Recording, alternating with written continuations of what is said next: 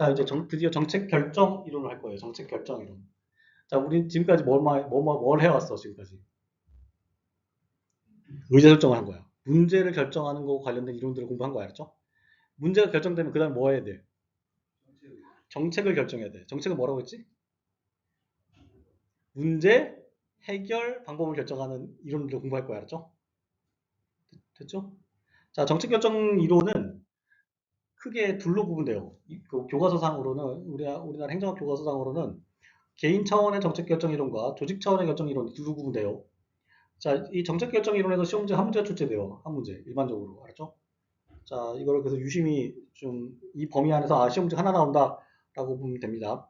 그럼 이제 결론적으로는 이제 딱 판단되겠죠. 그 해는 특정 해에는 개인 차원이 나오거나 조직 차원이 나오거나 이렇게 되겠죠. 그 시험 문제에서는 한 문제가 나오니까. 자, 먼저 볼게요. 개인 차원의 정책 결정 이론부터 볼게요.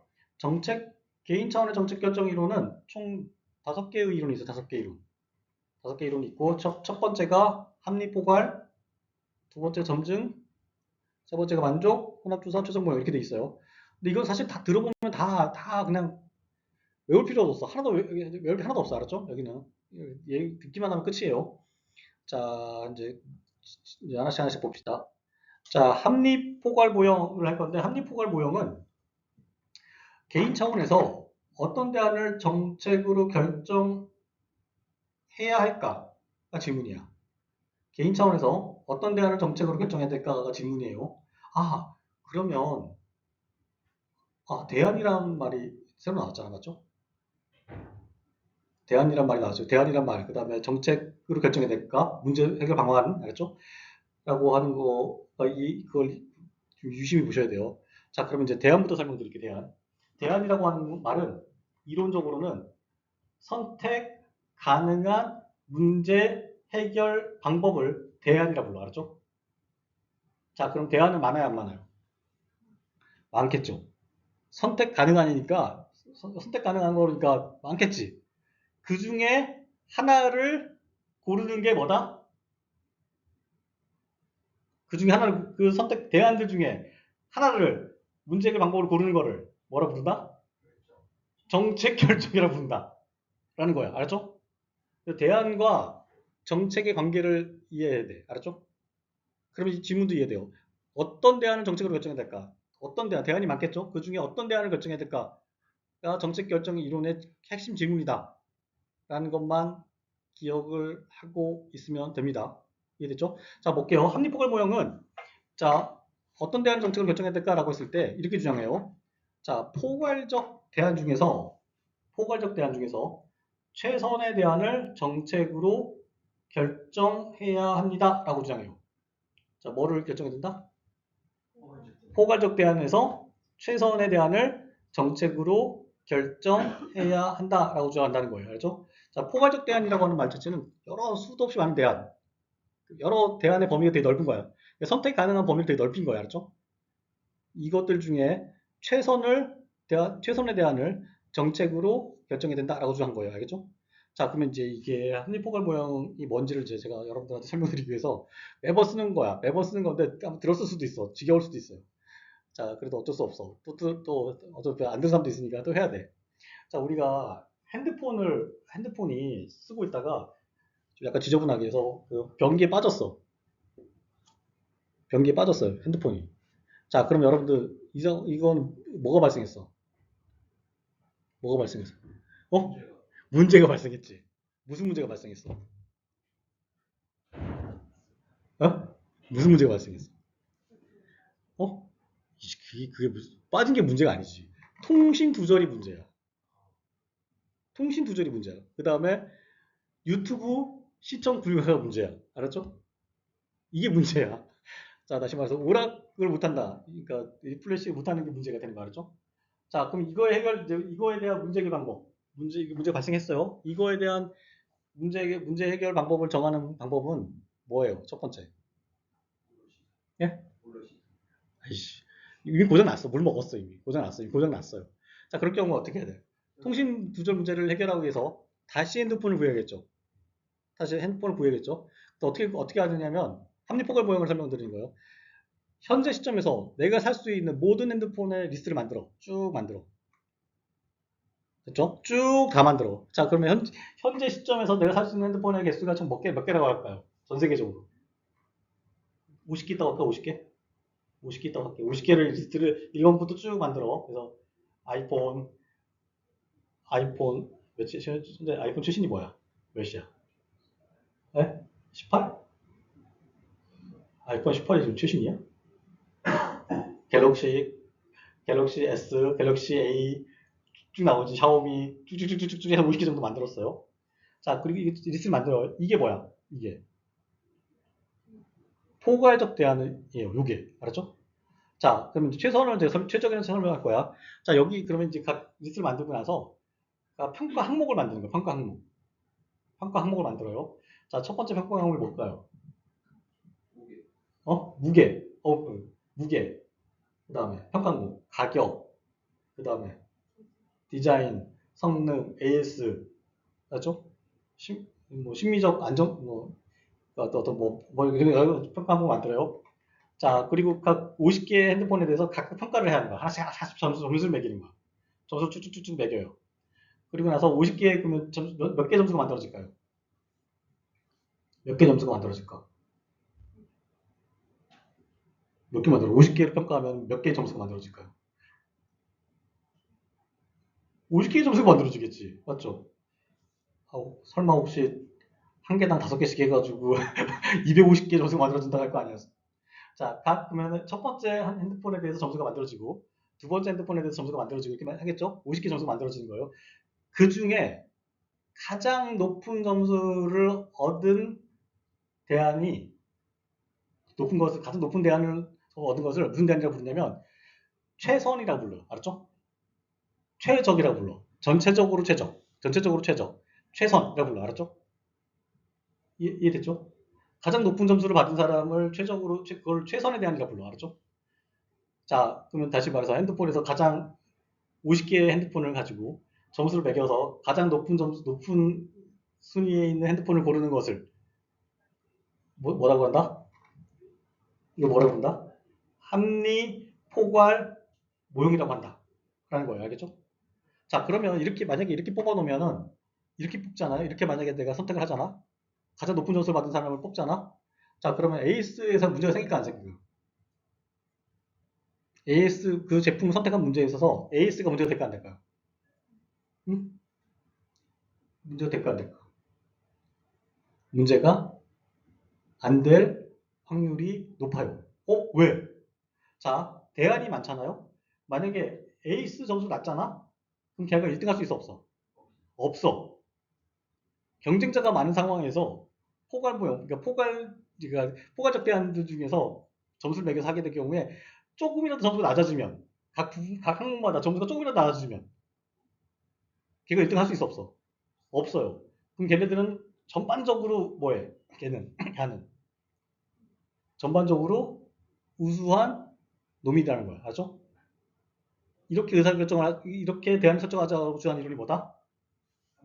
합리포괄 모형이야. 알았죠? 자, 대표적인 게 이게 뭐냐면 전교 1등 뽑는 거랑 똑같아. 알았죠? 전교 1등 뽑아 어떻게 뽑아? 점수로 근데 한 과목으로 해, 여러 과목으로 해. 여러 과목으로 해. 전교 1등은 음악도 잘해. 음악 잘해 안 해? 기똥차게 잘하지. 미술 잘해 안 해? 체육도 잘해 안 해? 체육도 잘하잖아. 맞죠? 전교 1등은 뭐야? 결과적으로는 다 잘해. 팔방미인이야, 팔방미인. 알았죠? 이렇게 뽑자고, 이렇게 대안을 고르자고 주장하는 이론이 합리, 포괄, 모형이다. 라고 해요. 알겠죠? 이해됐죠? 됐죠? 그러면 좀 정리할 게 뭐냐면, 우리가 평가표를 만드는 거를 뭐라 부르냐면, 아직 그림을 안 써서, 그거를 뭐라 부르냐, 분석이라 불러. 분석. 알았죠? 합리포괄 모형에서는 뭐가 들어가? 거기에. 합리포괄 모형이 뭐가 들어가? 분석이 들어가는 거 알았죠? 합리포괄 모형이 나오면 분석이 바로 나와야 돼. 알았죠? 자, 다시 그림을 그려볼게요. 자, 그림 보면은 여러 대안을 분석을 통해서 1등을 고르는 거야. 요게 합리포괄 모형이야. 알았죠? 요 표를 만드는 걸 분석이라고 불러. 알았죠? 이해됐죠? 근데 더 중요한 게 하나 있어요. 합리포괄부동에서 가장 중요한 단어가 뭐냐면 목표야, 목표. 자, 이 표를 만드는 거는 그냥 만들 수 있는 게 아니야. 뭐가 있어야 돼? 목표가 있어야 저 표를 만들 수 있어. 알았죠? 이해됐죠? 자, 그래서 자, 분석, 목표가 연결된다라고 보면 됩니다. 알았죠? 이해됐죠? 자, 이렇게 만약에 합리포괄 모양에 따라서 정책을 결정하면, 대안을 선택하면, 정책으로 결정하면, 자, 어떤 장점이 있을까요? 아니, 장점 얘기하는 장점. 시간이 오래 간다. 이럴 거야, 진짜. 자, 대안에 대한 객관적 평가가 가능하다라는 거예요. 왜 객관적 평가가 가능해? 각 대안에는 뭐가 붙어? 평가가 붙어? 점수가 붙어요. 그래서 객관적이라고 해. 알았죠? 됐죠? 자, 쇄신적 정책이 가능할까요? 안 할까요? 가능해요. 가능해. 목표가 바뀌면 평가표가 바뀔 거고, 평가표가 바뀌면 기존에 안 하던 새로운 게 1등이 될 수도 있어요. 알았죠? 이해됐죠? 쇄신적 정책이 가능하고, 환경 변화에 대한 적응 가능하다. 환경이 변화해. 목표를 바꿔. 평가표가 바뀌어. 그럼 기존에 생각 못했던 대안이 걸려들어요. 알았죠? 왜 생각 못했던 게 걸려들겠어요? 평가표도 바뀌겠지만, 대안이 범위가 넓어요, 안 넓어요? 검토된 대안이 범위가 넓어요. 알았죠? 이해됐죠? 그래서 이 세 가지 장점 여러분들 이해되죠? 자, 한계점 몇 가지 있는데 첫 번째, 그 의사결정의 합리성에 대한 가정이 이제 비현실적이다라는 게 한계점이에요. 자, 이론적으로는 평가가 되잖아, 맞죠? 분석이 되잖아.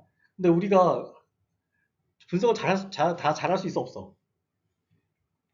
저 평가표에 점수를 제대로 집어넣으면 제대로 못 넣어. 못 넣을 수도 있어, 알았죠? 그런 한계가 있고, 자, 비용이 많이 들어, 안 들어요? 비용이 많이 들어요, 알았죠?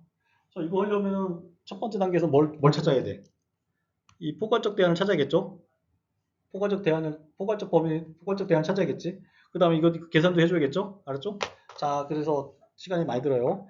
자, 그 다음에 합의된 목표가 비현실적일 수 있어요. 알았죠? 이 목표라고 하는 자체가, 이 표를 만드는 목표라고 하는 자체가 비현실적일 수 있다라는 거예요.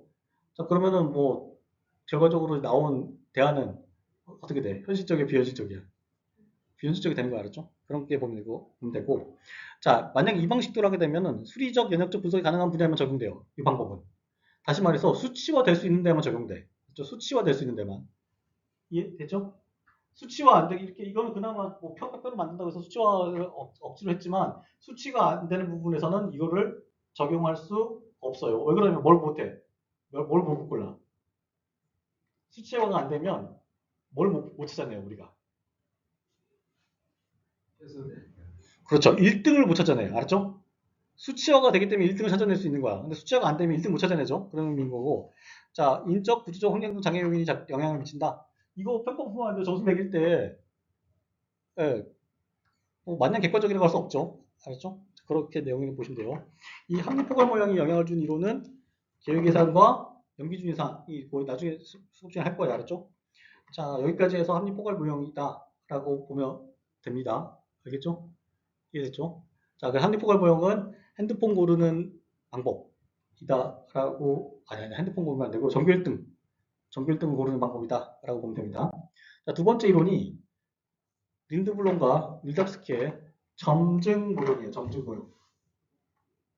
자, 무슨 이론이다? 린드블럼과 밀답스키의 점증 모형이다라고 보면 됩니다. 자, 이 이론은 자, 기존 정책에서 일부 수정한 대안을 정책으로 결정해야 된다라고 주장해요. 자, 뭘 결정한다? 뭘 대안으로 결정한다? 무엇을 정책으로 결정한다? 기존 정책에서 일부 수정한 대안을 정책으로 결정한다라는 거예요. 이제 그림을 그리면 일 거야. 자, 기존 정책이 있었겠죠? 기존 정책은 뭐야? 이거는 지위가 뭐야? 뭘 위한 거였어? 기존 정책은. 자, 기존 정책은 기존 문제를 해결하기 위한 거죠. 됐죠? 근데 여기서 요거를 일부 바꾸는 거야. 그럼 요거에서 일부 이렇게 바꾼 거야. 이렇게 일부 바꿨다고 할게, 이거. 요거를, 오케이. 다시 그려야 돼. 자, 그 다음에 이제 됐죠? 근데 문제가 새로 생겼죠? 자, 이 문제가 같은 문제야, 안 같은 문제야? 다른 문제예요. 그런데 요 문제를 해결할 때도 요걸 갖고 와서 그대로 갖고 오지 말고 일부 바꿔서 갖고 와서 요거를 대안으로 정책으로 결정하자라고 주장하는 이론이 뭐다? 점증론이다 라는 거예요. 알겠죠? 완전 이해됐죠? 이해됐죠? 자, 장점 뭐가 있을까요? 장점. 시간이 빠르다 안 빠르다? 시간 빠르죠. 엄청 빠르지. 맞죠? 문제 발생했어요. 그러면 문제 갈 때 어떻게 해야 돼? 어떻게 하면 돼? 야, 기존의 문제 해결 방법 갖고 와봐. 갖고 와서 그냥 좀 갖고 와서 내면 되죠. 뭐가 필요 없어? 뭐가 필요 없어요? 분석이 필요 없죠. 그 점수 매기는 게 그거야. 점수 매기는 게 필요 없죠. 알았죠? 그냥 갖다가 하면 되니까. 자, 그 다음에 부작용 및 불확실성을 최소화할 수 있다. 이게 첫 장점이에요. 자, 이걸 어떻게 이해하면 되냐면 여러분들 점증 모형으로 의사결정을 하는 거를 이제 예를 들면 이런 거야. 핸드폰을 점증 모형으로 고른다면 여러분들 만약에 내가 핸드폰 변기에 빠졌어요. 새로 사야 돼. 내가 애플 핸드폰을 쓰고 있으면 이 사람은 뭘 써? 점증 모형이 한다고. 애플을 사는 거야. 알죠? 기존에 뭐였어? 애플 기존에가 18? 을 썼어. 그럼 이 사람 뭘 사면 돼? 19를 사면 되죠. 알았죠? 이게 점증 모형에 따른 문제 해결 방법인 거 알았죠? 이해됐죠? 이해됐죠? 자, 그런데 만약에 점증 모형으로 하게 되면은 애플 쓰는 사람 애플 쓰면은 불확실성이 있어 없어요? 불확실성이 있어 없어? 그냥 그 옛날 쓰던 기능들 기대하던 기능들이 다 구현돼 안 돼? 거의 다 되겠지. 물론 미친 척하고 뺀 거 같은 게 있을 수 있겠지만 거의 대부분 구현되겠죠. 근데 만약에 내가 애플을 쓰다가 갤럭시로 넘어갔어. 아이폰에서 되던 기능이 갤럭시에서 안 되는 경우 있을 수 있어 없어요? 있죠. 그게 불확실성이야. 알았죠? 점증모형으로 정책을 결정할 경우에 어떻다? 불확실성을 낮출 수 있다. 라는 장점이 있다. 라는 거예요. 이해되죠? 어렵죠? 어렵지 않죠? 자, 근데 우리가 중요하게 봐야 될 건 뭐냐면, 단점은 뭐가 있을까요? 단점. 정책 실패의 악순환이 가능하다라는 얘기인데, 이건 만약에 기존의 정책이 하자가 있었어. 그러면 그걸 일부 변경시킨 정책은 하자가 있을까 없을까요? 하자가 있지. 그러니까 악순환 되는 거야. 알았죠? 정책 실패가 악순환 되는 거예요. 그 하자가 실패예요. 그 실패가 계속 악순환될 수 있고. 자, 반혁신적이다. 그럼 당연하죠. 새롭지 않잖아. 그 다음에 정책 종결이 어려워요. 계속 이 정책, 그러니까 얘가 계속 살아있는 거야. 계속. 왜냐면 또 문제 생기면 또 요거 갖다 쓰고 얘가 그럼 계속 살아있는 거야. 알았죠? 죽지 않고. 이게 어려운 정책 종결이다라고 설명하는 거고. 자, 환경 변화에 적응이 가능할까 안 할까요? 환경이 바뀌었는데 그 전 환경의 문제 해결 방법을 갖다 쓰는 거니까 환경이 적응이 될까 안 될까요? 안 되겠죠? 자, 그 다음에 그 권력 또는 영향력 있는 소수에 의해 정책 결정이 된 가능성이 크다라는 거예요. 이건 왜 그러는 거냐면 만약에 점수로 하게 되잖아. 점수로 만약에 정책을 결정하자. 분석을 통해서 정책을 결정하게 되면 내가 대통령이야. 가서 한마디 할 수 있어 없어? 없어. 대통령이 이거 점수 이렇게 나왔는데 대통령이 이거 끼워넣기 될까 안 될까요? 안 돼. 못 끼워넣어. 근데 여기는 근데 권력 있는 사람이 말로 끼어들 수 있을까 여지가 있을까 없을까요? 있어요. 왜 그러냐면 일부 바뀌었잖아요. 일부라고 하면서 쟤는 범위가 있어 없어? 광범위하기 때문에 누구나 끼어들 수 있고 누구나 끼어들 수 있을 경우에 누가 유리해? 권력 있는 사람이 끼어들 수 있어요. 알았죠? 분석을 하게 되면 아무도 못 끼어들어요. 알았죠? 점수가 나왔는데 이거를 점수를 하나 바꾸려고 그러면은 맞네 틀리는 누가 시비 걸어 안 걸어? 분석을 하게 될 경우에는 그 점수를 조금이라도 바꾸려고 그러면 시비를 걸어 안 걸어요? 걸죠. 근데 일부 바꾸는 거에 대해서는 시비를 못 걸어요. 알았죠? 그런 맥락을 보시면 돼요. 자, 근데 이제 중요한 건 뭐냐면 여기서 이제 점증모형의 특징이야. 특징이 제일 중요해요. 자, 첫 번째 이 점증모형의 특징은 인간의 인지 능력의 한계를 인정했다라고 하는 게 첫 번째 특징이에요. 자, 이 이론 자체가 뭘 안 해? 점증모형은 뭘 안 해요? 분석을 안 해요. 알았죠? 분석이 그러니까 인간의 인지 능력 한계 때문에 분석을 해봤자 안 된다.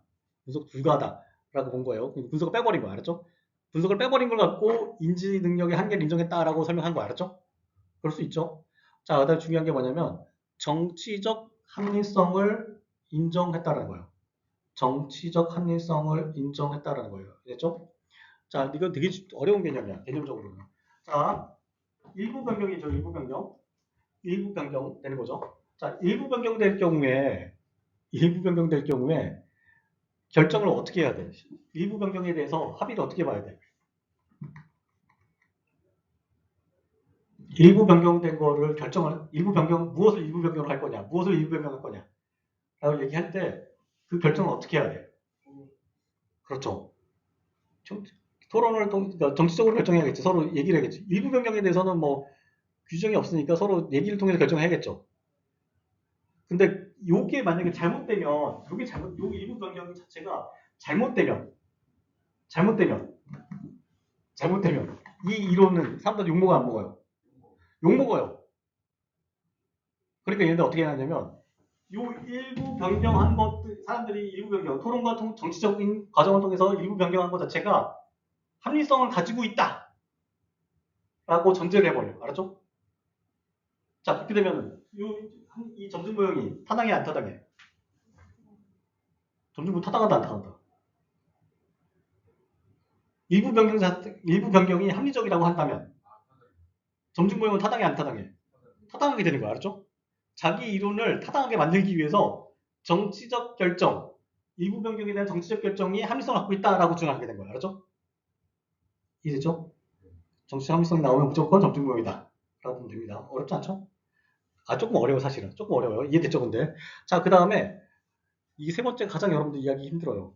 자, 목표와 수단의 상호 조절을 인정했다. 세 번째 특징이에요. 자, 무엇과 무엇을 상호 관계를 인정한다?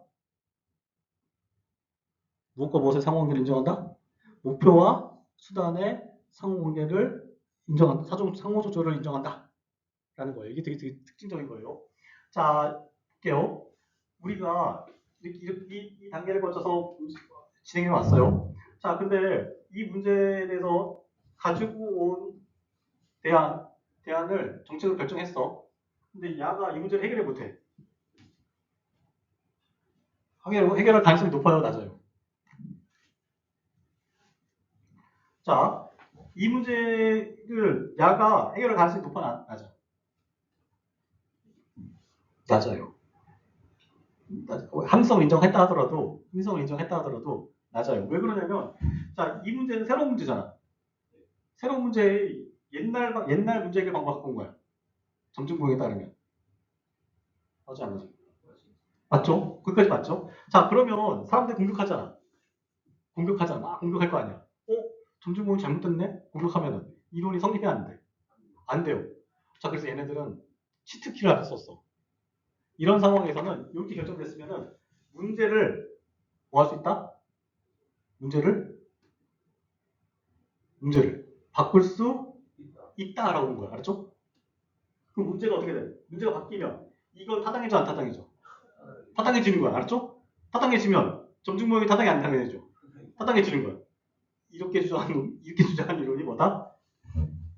점증모형이다. 라는 거예요. 알았죠? 자, 근데 볼게요. 여기서 보면 목표와 수단의 상호 조절이에요. 자, 문제가 뭐예요? 목표 수단이라고 했을 때 목표 문제가 뭐야? 목표 얘는 수단. 이걸 조절할 수 있다는 거야. 이게 고정된 게 아니고 조절할 수 있다는 거야. 목표를 뭐에 따라 조절한다? 수단에 따라 조절한다. 알았죠? 합리 모형은 목표가 기준이야, 분석이 기준이야? 목표가 기준이지. 분석은 뭐에 따라 이루어진다고 그랬어? 아니 진짜. 분석은 그 항목은 뭐에 따라 만들어진다고 그랬어? 목표에 따라서 만들어진다고 그랬죠. 목표에 따라서. 알았죠? 미치겠지. 이해했어. 자, 분석이라고 하는 과정은 분석이라고 하는 것 자체가 평가표를 만드는 거라고 그랬죠? 그 평가표는 제가 뭐로 만든다고 그랬어, 제가? 그냥 만들어진 게 아니고 목표를 가지고 그 평가표를 만들라고 그랬죠. 뭐가 기준이야? 목표가 기준이야. 알았죠? 왜 문제가 기준이야? 합리 모형만 설명해. 알았죠? 근데 여기서는 어떻다? 수단에 따라서 문제가 바뀔 수 있다. 라는 거예요. 약간 이해 못한 부분이 있는데 뒤가 정책 분석할 때 보면 나와요. 알았죠?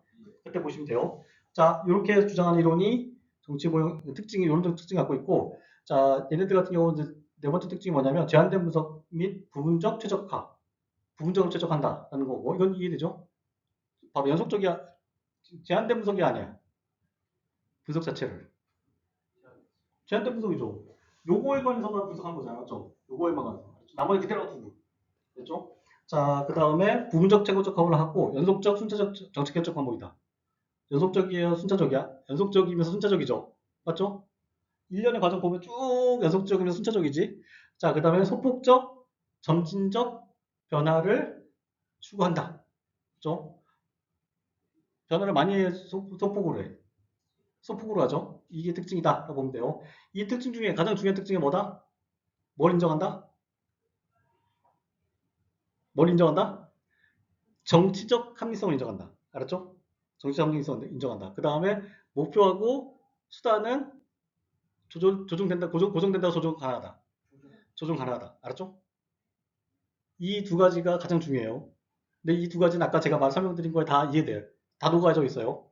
자, 됐죠? 한계점이 있어, 한계점.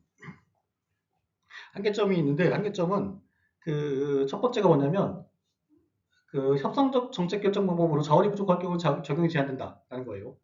근데 우리가 점증 모형을 하게 되면 정치적 합리성을 하려면, 정치적 협상이 되려면 주고받아야 돼. 주고받아야 돼. 알았죠? 주려면 자원이 있어야 돼, 없어야 돼? 있어야 돼요. 뭔가 줘야지 받지. 근데 자원이 없는 상태에 줄 수 있어, 없어? 없, 없죠. 없으면은 줄 수 없으면 정치적 협상이 돼야 그러니까 정치적 거래 협의가 가능해 안 가능해? 안 가능하죠. 그러면 정치적 합의서 나와 안 나와? 안 나와. 알았죠? 자, 그러면 무슨 모형이 무력화돼? 점증 모형이 무력화돼. 알았죠? 이해됐죠? 어째 너무 흥분했나? 자, 볼게요. 그 다음에 자, 정치적 합리성이 낮은 개발 도상에 적용 불가능하다. 알았죠? 정치적 합리성에서 정치적으로 의사결정을 해가지고 대화와 타협을 통해서 산출물이 합리적이지 않은 저개발, 낮은 개발도상국에서는 이거 해봤자 소용없는 거지. 그러니까 개발도상국에서는 점증모에 나온 대안이 비합리적이잖아. 맞죠? 그럼 이거 하면 안 되잖아. 맞죠? 점증모에 하면 안 되죠. 그런 맥락을 보시면 돼요. 자, 그다음 세 번째가 비가분적 문제에 있어서는 적용이 제한적이다. 라고 해요. 알았죠? 자, 문제가 있는데 그 문제가 나눠지지 않는 문제야. 다 연결돼 있어. 이걸 비가분이라고 불러. 자, 그러면 일부 수정을 할 수 있어, 없어? 있어, 없어요? 나눠지지 않는 문제에 대해서 일부 수정할 수 있어, 없어? 자, 나눠지는 문제에서는 일부 수정해도 되죠. 여기 영향을 안 미치니까. 이해도 되고, 나눌 수도 있고. 자, 나눠지지 않는 문제는 나눌 수 없으니까 일부 변경시킬 수 있어, 없어? 없게 돼요. 알았죠? 그래서 비가분적 문제에 있어서는 적용이 제한적이다. 라고 보면 됩니다. 그 이해돼서 세 번째 거 이해돼요? 이해되죠? 요게 뭐다? 밀답스키 린드블럼의 점증 모형이다. 라고 보면 돼요. 자, 위대한 이론이야, 위대하지 않은 이론이야? 위대한 이론이야, 위대하지 않은 이론이야? 아니, 위대하지 않다고? 이런 밀답스키 아저씨 진짜 실망하겠는데. 제가 학교 다닐 때는, 나도 만들겠다, 이런 이론. 이랬어. 학교 다닐 때. 이것도 이론이라고 참, 내가 진짜 이렇게 금방 떨어지지. 지나고 보니까. 너무나 아름다운 말씀이셨어요. 우리가 나중에 또 딴 얘기긴 하지만, 여러분들, 지금은 노자맹자가 눈에 들어와, 안 들어와요? 예, 안 들어와.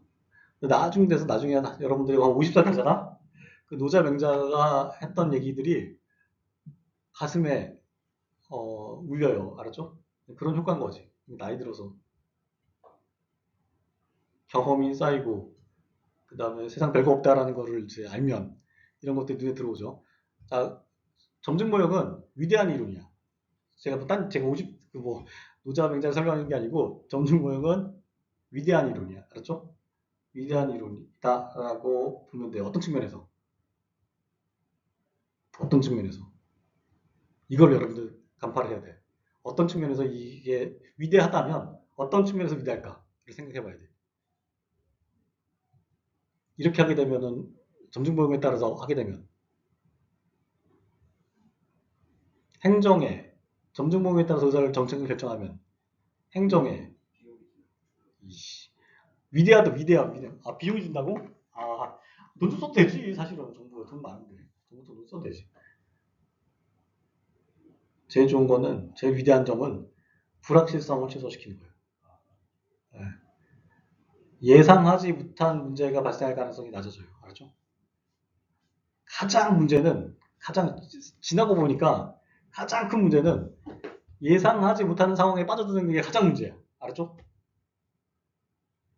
예상하지 못하는 상황에 빠져드는 거랑 예상하지 문제가 발생하는 거랑 이 두 가지 가장 문제야. 현실적으로 이 사회를 운영하는 데 있어서. 됐죠? 그런 측면에서 점증모형은 너무 위대한 이론이다. 일 수 있다. 알았죠? 저는 어떻게 봤냐면 학교 다닐 때는 대학교 1학년 때는 합리모형과 점증모형 배웠죠. 제가 어디에 있었을까요? 마음이. 합리모형이 있었지. 아 분석 들어가야지. 맞죠? 분석 좀 해줘야지. 맞죠? 할 수 있을 것 같지? 못해. 한번 해보면 못해요. 진짜 못해. 여러분 정보 다 준다고 그래도 못해. 알았죠? 정보 다 준다고 해도 못한다면 그러면 정보가 없으면 불가능해. 알았죠? 네, 진짜 너무 아름다운 얘기예요. 알았죠? 됐죠? 자, 여기까지 하고 넘어갈게요. 자, 이제 그 세 번째 이론이 그 사이버 마취의 만족 모형이에요. 만족 모형. 느낌 오죠, 이제? 어떻게, 이제 어려운 거 다 지나갔어요. 여기서부터 다 쉬워요. 다 해봤자 얼마 안 어려워요. 자, 그 사이버 마취의 만족 모형은 자, 무작위적이고 순차적으로 탐색한 대안들 가운데 만족할 만한 수준의 대안을 정책으로 결정한다라고 주장을 해요. 이건 주장한다로 관찰을 설명한 관찰. 점증 모형과 합리 모형 해야 한다.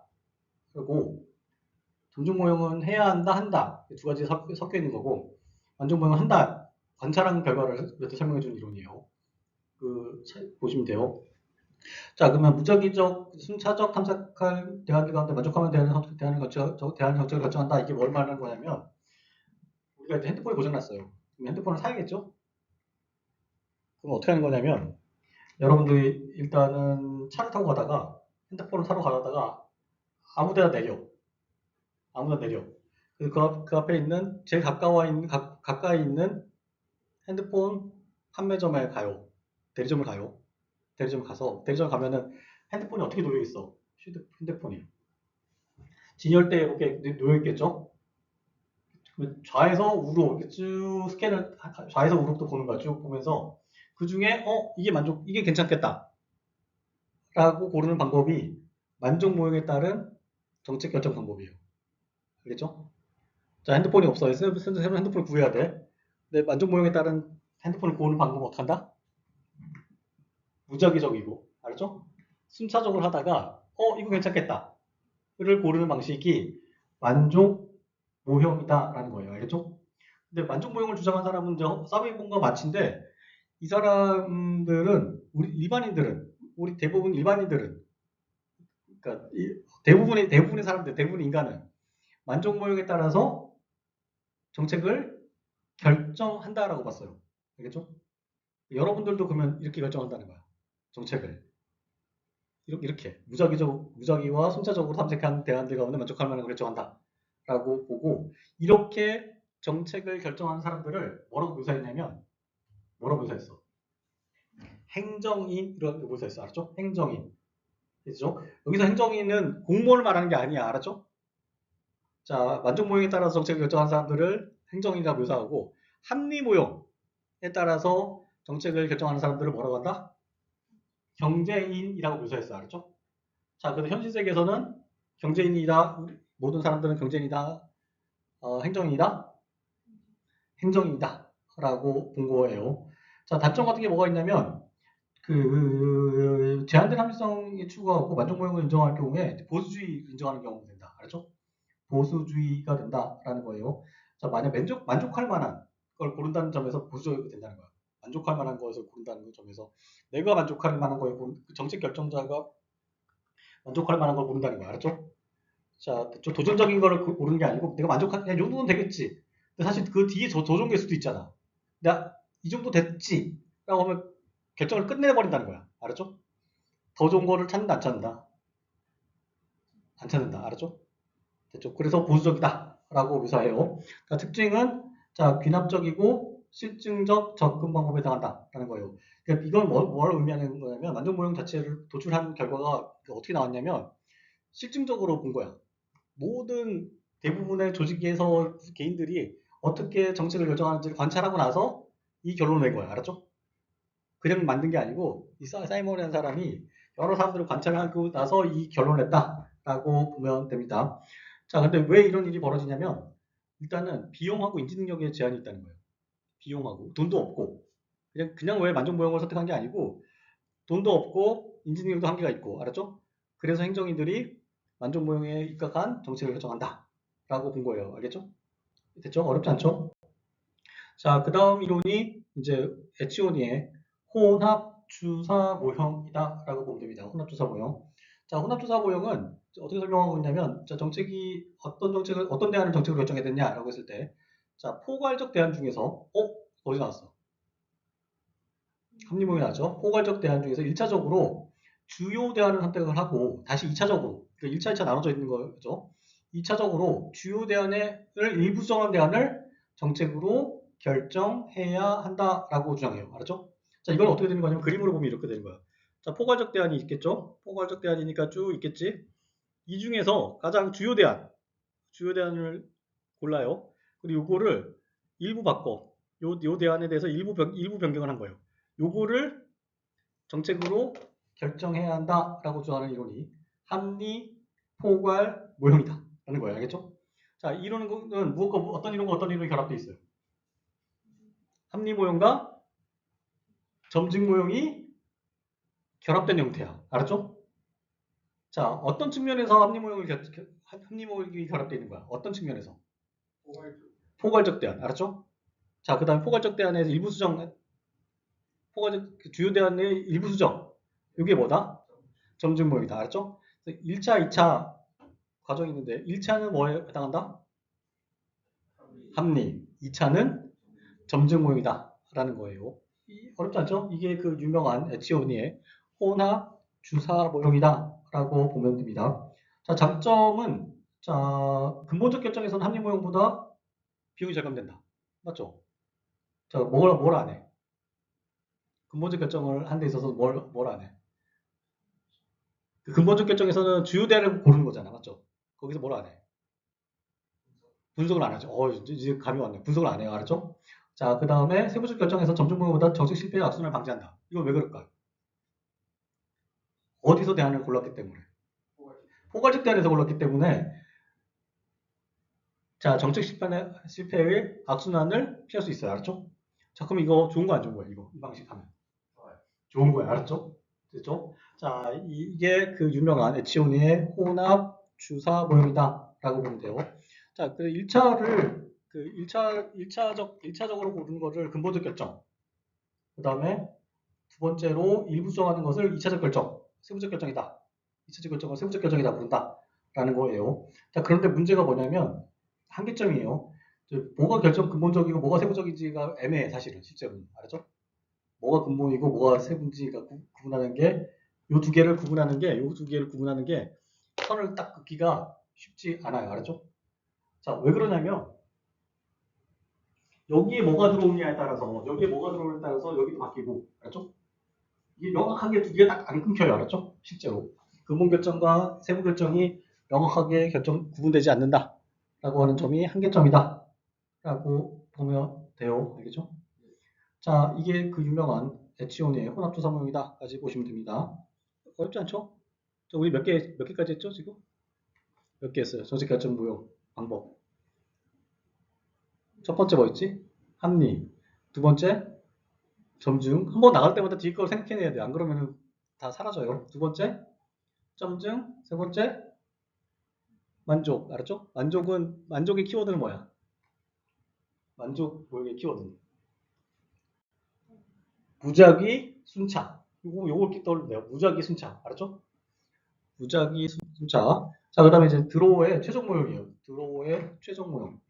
드로우의 최종 모형이 이제 시험 출제가 많이 돼요. 의외로 많이 돼요. 자, 근데 아까 이 출제되는 어떤 배경이 있긴 해요. 사실 그냥 많이 나오는 게 아니고 배경이 있어요. 그러니까 시험 문제 내기가 좋기 때문에 많이 나온다라고 보면 됩니다. 자, 야들은 이렇게 주장해요. 합리성과 동시에 직관에 따른 초합리성을 가진 대안을 정책으로 결정해야 된다. 알았죠? 자, 대안이 있어요. 대안이 이렇게 쭉 있는데, 자, 합리성도 갖고 있고, 초합리성도 갖고 있는 요거를 대안으로 정책으로 결정해라. 라고 주장하는 이론이 드로우의 최적 모형이에요. 알겠죠? 자, 합리성을 갖고 있는 걸 골라라. 그건 무슨 이론이야? 합리성을 갖고 있는 대안을 정책으로 결정해라. 네? 합리포괄, 알았죠? 합리포괄, 알았죠? 자, 근데 얘는 초합리성도 가지고 있는 것을 대안을 정책으로 결정해라. 라고 주장을 하는 거예요. 자, 근데 우리가 이제 이거를 이해를 해야 되는 게 뭐냐면, 이 초합리성이라는 걸 어떻게 이해되냐면, 드로어가 정책 결정 과정을 우리한테 소개를 해요. 우리한테 제시해요. 정책 결정 과정을. 그러니까 드로어는 정책 결정 과정이 3단계로 이루어진다고 봤어요. 3단계. 알았죠? 첫 번째 단계가 상위 정책 결정 단계. 그 다음에 정책 결정 단계. 그러니까 이게 기본이겠지? 이게 기본이겠죠? 이게 상위, 요거, 그 다음에 후 정책 결정 단계. 이렇게 3단계로 구분된다고 봤어요. 드로어는. 알았죠? 자, 그 다음에 그래서 중간에 정책 결정 단계 7단계는 내용을 좀 보면은 자원의 하위 배분, 구체적인 목표 설정, 잘 보셔야 돼요. 중요 가치 설정, 정책 대안의 탐색, 정책 대안의 결과 예측 쭉쭉 나오죠. 자, 알고 보는 순간 뭐와 똑같아? 정책 결정 7단계는 무엇과 똑같아요? 정답. 합리 모형과 똑같잖아. 네? 아니에요. 동의 못해? 합리 모형과 똑같아요. 알았죠? 봐봐요. 자, 정책 대안의 탐색. 알죠? 자, 결과 예측. 정책 대안의 결과 예측. 결정하고 평가, 최선에 대한 선택. 지금 안 한 거 어떻게 해? 딱 보는 순간 알아야지. 합리 모형과 똑같아요. 알았죠? 됐죠? 자, 근데 요게 이제 그 기본 정책 결정 단계예요. 근데 그 앞에 사기 정책 결정 단계가 있어요. 자, 여기 보면은 어떻게 뭐라고 설명하고 있냐면 가치의 처리. 자, 보시면 돼요. 알았죠? 그다음에 현실의 처리. 자, 문제의 처리.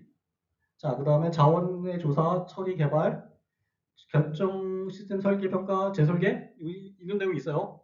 문제 가치 자원의 할당, 정책 결정 전략의 결정 이런 게 있어요. 자, 근데 볼게요. 자, 가치를 처리하고 현실을 처리하고 문제를 처리하는 거는 특히 가치를 처리하는 거는 가치 문제는 합리적인 영역이에요, 비합리적인 영역이에요. 가치 영역은 합리적인 영역, 합리를 넘어가는 영역이에요. 넘어가는 영역이에요. 알았죠? 그렇죠? 여기서는 그럼 뭐가 작동해야 돼요? 여기서는 초합리성이 작동해야 돼요. 알았죠? 가치를 결정하는 거야. 가치를. 자, 우리가 민주성이 있고 형평성, 그러니까 효율성이 있다고 할게요. 이게 뭐가 더 좋은지를 우리가 합리성으로 평가할 수 있어 없어? 두 개 점수 매겨가지고 뭐가 더 낫다고 평가할 수 있어 없어? 없죠. 그 중에 하나를 정해야 돼. 알았죠? 그래야지 가치를 정해야 뭐가 나와. 그 밑에 목표 가치가 나와야지 문제가 나오고, 가치를 정해야지 문제가 나오고 목표가 나와요. 여기서 뭐가 작동하는 거야? 초합리성이 작동하는 거야. 알았죠? 자, 그럼 결론도 났죠. 자, 이 과정을 거쳐서 정책을 결정한다고 그러면 최종 모형의 드로어의 드로어의 이 방법대로 된다고 하면, 이 방법대로 정책이 결정된다고 하면, 정책이 진행된다고 한다고 그러면 그 정책 대안은 무엇과 무엇을 갖고 있어? 무엇과 무엇을 갖고 있어? 합리성과 초합리성을 갖고 있는 거야. 알았죠? 맞죠? 그럴듯하죠? 이렇게 주장하는 이론이 드로어의 최적 모형이에요. 최적 모형이 왜 시험 문제 왜 어렵게 나오냐면 최적이라고 하는 말 자체가 뭐 유사해요? 최적이 어디 나왔어? 합리모형이 나왔어. 아, 최적, 합리모형이 바로 간다. 바로 손목 날아가는 거 알았죠? 최적은 합리와 무엇을 결합한 거다? 초합리. 알았죠? 합리와 초합리를 포괄하는 내용이다. 라는 게 핵심이다 라고 보면 돼요. 그 다음에 요게 이제 일반적으로 나오는 시험 레퍼토리고, 그 다음 게 정책 결정 과정. 그러니까 정책 결정 단계, 그 다음에 상위, 하위. 요걸 물어보는 게 나와요. 알았죠? 근데 이거는 여러분들 풀 수 있겠죠? 가운데 거는 이제 뭔지 알겠잖아. 뭔지. 가운데 들어오는 게 뭔지 다 알겠죠? 그럼 앞쪽에 뭐가 나올지, 근데 뒤쪽에 뭐가 나올지 알겠죠? 앞쪽에 나오는 거 설명 드렸어요. 뒤쪽 나올 것만 설명 드릴게요. 자, 정책 집행을 위한 동기부여, 정책의 집행, 그 다음에 집행의 평가. 이건 뒤에 나오는 거예요. 알았죠? 그러니까 여기가 정책이 결정되고 나면 정책 집행 평가 여기 있고, 이 정책 결정 앞쪽에 단계가 상위 정책 결정 단계다 라고 보면 돼요. 저기에 뭐가 들어가냐면 아까 설명드렸죠? 처리하는 거. 가치를 처리하고 현실을 처리하고. 우리가 현실을 점수화할 수 있어 없어? 없어요. 알죠? 현실 점수화 못해요. 문제도 점수할 수 있어 없어? 문제에 대해서 점수를 못 만들지. 알죠? 자, 그런 것들을 상위 정책 결정 단계에서 한다. 근데 처리를 하려면 뭐가 작동한다? 초함일성이 작동한다. 초함일성은 뭘 기반한다? 직관에 기반한다. 알았죠? 이렇게 주장하는 이론이 드로우 이론이에요. 이거 그럴듯해, 안 그럴듯해? 엄청 그럴듯해요. 알았죠? 아, 제가 딱 30년 전으로 돌아갔으면 좋겠어. 요 정도 머리를, 요 정도 지식을 갖고 30년 전으로 돌아갔으면 좋겠어. 자, 불가능한 얘기죠. 자, 됐어요. 자, 그래서 여러분들 나중에 그 공무원 생활하다가 그 대학원 같은 데 가시면 행정학 좀 공부 다시 박사나 석사나 한번 하세요. 알았죠? 꼭 할 거예요. 한번 하세요. 자, 여기까지 해서 드로우의 최적 모형까지 했어요. 알겠죠? 자, 그 다음